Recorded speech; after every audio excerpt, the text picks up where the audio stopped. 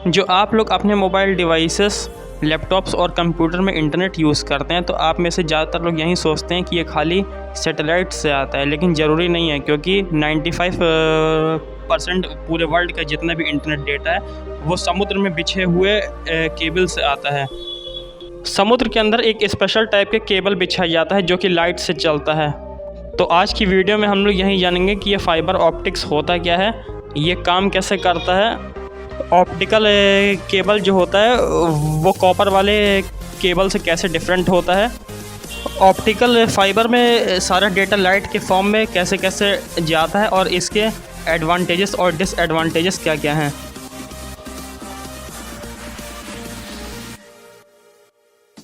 Optical cable और जो copper cable होता है दोनों का हम लोग उपयोग करते हैं इंफॉर्मेशन पास करने के लिए। जो कॉपर वायर होता है वो इलेक्ट्रॉनिक चीज़ों से चलता है और इसके अंदर कॉपर वायर होता है, लेकिन जो ऑप्टिकल फाइबर होता है या फिर ऑप्टिकल केबल कहते हैं ये शीशे या प्लास्टिक का बना होता है और इसके अंदर हम लोग लाइट पास करते हैं, फिर ये इन्फॉर्मेशन देता है। सबसे पहले लाइट के फॉर्म में इन्फॉर्मेशन भेजा गया था 1954 में हिंदुस्तानी साइंटिस्ट द्वारा, जिनका नाम है डॉक्टर नरेंद्र सिंह कपानी। इन्होंने ही फाइबर ऑप्टिक्स कम्युनिकेशन को बनाया और इसी वजह से इन्हें फादर ऑफ फाइबर ऑप्टिक्स भी कहा जाता है। फाइबर ऑप्टिक्स या फिर ऑप्टिकल केबल जो होता है ये ऐसी टेक्नोलॉजी जो किसी भी इंफॉर्मेशन को लाइट के फॉर्म में एक जगह से दूसरी जगह भेजता है। इसके अंदर कोई मेटेलिक वायर नहीं होता बल्कि प्लास्टिक और ट्रांसपेरेंट शीशे रहते हैं। फाइबर ऑप्टिक्स बहुत ही लंबी दूरी के लिए और फास्टेस्ट डेटा भेजने के लिए बहुत सही चीज़ है। इसका उपयोग ज़्यादातर टेलीकम्युनिकेशन और इंटरनेट सर्विस के लिए किया जाता है। कॉपर वाला कोएक्सियल केबल उतना फास्टेस्ट नहीं होता। उसका कारण ये है कि लाइट की स्पीड होती है 3 लाख किलोमीटर एक सेकंड में और वहीं कॉपर वायर में इलेक्ट्रॉन की स्पीड होती है 2 लाख मीटर सिर्फ एक सेकंड में। इस दुनिया में अगर कोई सबसे तेज़ चीज़ चलने वाली है तो वो लाइट ही है और ये इलेक्ट्रोमैग्नेटिक इंटरफेरेंस से भी दूर रहता है। जो कोएक्सियल केबल होता है और जो ऑप्टिकल केबल होता है दोनों ही बाइनरी फॉर्म में डेटा को सेंड और रिसीव करता है। फाइबर ऑप्टिक्स में अगर मान लीजिए कि कोई बल्ब ऑफ होता है तो 0 नंबर होता है, अगर कोई बल्ब ऑन होता है तो वो 1 नंबर पे होता है। कुछ ऐसे ही 0 और 1 फाइबर ऑप्टिक्स में काम करता है।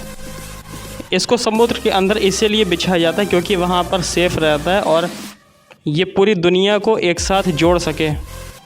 समुद्र के अंदर इसे ऐसी जगह बिछाया जाता है जहाँ पर कोई भी चीज़ इसे हानि ना पहुँचा सके और ना ही कोई आपदा आ सके। ऑप्टिकल केबल का जो डायमीटर होता है ये माइक्रोमीटर में होता है और ये मान के चलिए हम लोग के बाल से भी ज़्यादा छोटा होता है। ये वैसे तो साइज़ में छोटा होता है लेकिन इसके ऊपर जो लेयर्स लगी रहती है वो इसकी सुरक्षा करती है और वो इसे काफ़ी मोटा बना देती है। जो अंदर प्लास्टिक या फिर जो शीशे की चीज़ें रहती हैं वो सुरक्षित रहें, इसीलिए इसके ऊपर इतनी मोटी लेयर चढ़ाई जाती है। सबसे बीच में जो होता है उसे कोर कहते हैं और जो लाइट रहती है वो उसी में ट्रेवल करती है एक जगह से दूसरी जगह। सेकंड लेयर भी ग्लास की बनती है और उसे हम लोग क्लैडिंग कहते हैं। जो क्लैडिंग होता है वो सिग्नल लॉस को रोकता है और रिफ्लेक्शन मेंटेन करता है। और उसके बाद बफर जैकेट कहते हैं जो कि काफ़ी मोटे प्लास्टिक या रबड़ की रहती है जो कि इन सब की सुरक्षा करती है। बफर जैकेट काफ़ी मजबूत होता है और इसीलिए समुद्र के अंदर भी यह नहीं टूटता जल्दी। फाइबर ऑप्टिक्स कम्युनिकेशन का जो बेसिक प्रिंसिपल होता है उसे टोटल इंटरनल रिफ्लेक्शन कहते हैं। टोटल इंटरनल रिफ्लेक्शन आसान भाषा में बोले तो उसी की वजह से डायमंड के अंदर लाइट चमकती है। यही चीज़ इसमें होता है कि लाइट ऑप्टिकल केबल के अंदर एक जगह से दूसरी जगह ट्रेवल करती है। और आखिरी में लाइट सेंसिटिव डिवाइस जैसे फ़ोटो डायोड लगा रहता है जो कि लाइट सिग्नल को इलेक्ट्रिक सिग्नल में बदल दे और उसको एम्पलीफाई करके फाइनली आपके लैपटॉप्स, फ़ोन या फिर टीवी में भेज सके। फाइबर ऑप्टिक्स केबल जो होता है वो कॉपर वायर से बहुत ही ज़्यादा एडवांटेजेस हम सबको देता है। जैसा कि हम सब जानते हैं कि दुनिया की सबसे तेज़ स्पीड लाइट की होती है, तो ये सबसे फास्टेस्ट डेटा, हायर बैंडविड्थ और लंबी दूरी के लिए सबसे सही चीज़ देता है। इसमें किसी तरीके का सिग्नल लॉस नहीं होता, ना ही कोई इलेक्ट्रोमैग्नेटिक इंटरफेरेंस होता है।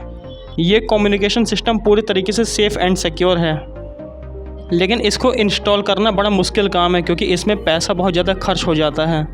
और जैसा कि इसके अंदर का जो कोर प्लास्टिक या ग्लास का बना रहता है, अगर इस केबल के साथ ज़्यादा छेड़खानी हुई तो इसका कोर टूट भी सकता है और एक बार प्लास्टिक या ग्लास अगर वो टूट गया तो आप सबको पता है ये दोबारा जुड़ता नहीं है।